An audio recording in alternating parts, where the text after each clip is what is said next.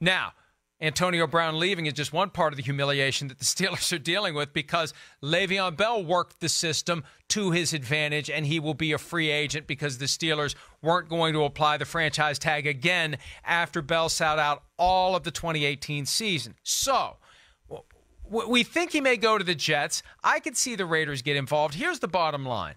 What do we think Le'Veon Bell is going to get per year, Chris? I've got an idea. I want to hear yours, though. This is a little Price is Right here.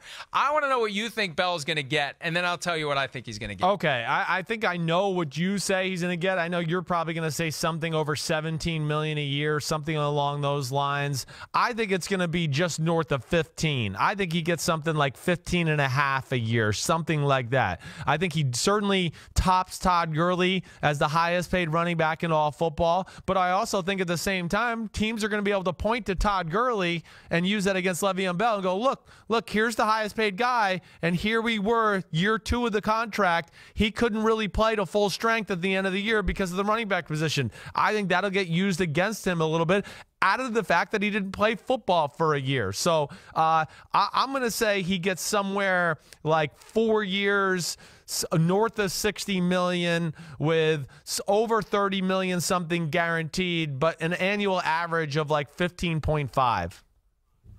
Yeah, and here's the thing. Every year we're astounded by the deals that these guys get because the numbers are so big. We almost can't comprehend when they go up, and we think when they go up that it's some obscene jump. But the reality is the salary cap keeps moving north every year. It's right. 188.2 now. It's up another $10 million. It has shot up over the last 5 years, and that's why I look at this and I say, you know what, 15 million, 15, 16 was kind of the number last year that he was looking for. I think 17 is the over-under. I think he will do better than 17. Now, it may be a 5-year deal where there's a way to massage it and say it's worth this, that, or the other. I think it's going to be a short-term deal.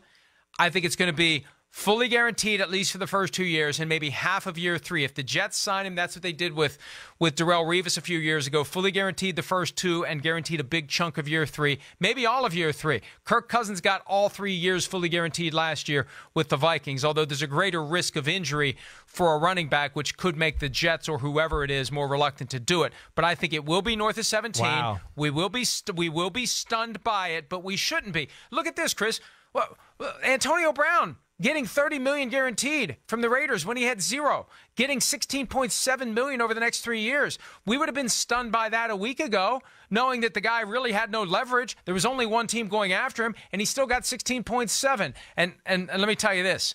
Le'Veon Bell is going to want more than 16.7 now that Antonio Brown's getting 16.7 over the next 3 years. I think, even though they were teammates, there's probably a little rivalry between the two. He's going to want to one-up him, and I think he's going to shoot for 17. He already was shooting for that, yes. And I think he's going to get more than 17. Man, I guess where I just, that I look at that as a high number because I go, okay, Todd Gurley's making $14.3 million per year. Number 2 in that list at running back position is David Johnson at $13 million per year. And then there's a considerable fall off from those two. I mean, the next guy in line is Devontae Freeman at $8.2 million a year. So I guess that's where I go, man, I just don't envision it being that big of a jump as far as $3 million more per year than the next highest guy at your position if you're saying over $17 million. So we'll see. Maybe we I don't want to do it. I was going to say maybe we do double or nothing on that steak or wine thing. Nope. I don't feel strongly enough about it. Okay. And you know what? It's probably smart that you.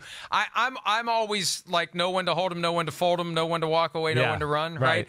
I'm happy to have one steak dinner, but I think that it would end up being 2. I'd feel really bad taking 2 steak dinners from you because I think it is going to be north of 17. Okay. I really do. Yeah, well, if you really do, then, put your money where your mouth is, okay? No, I'm not that. No.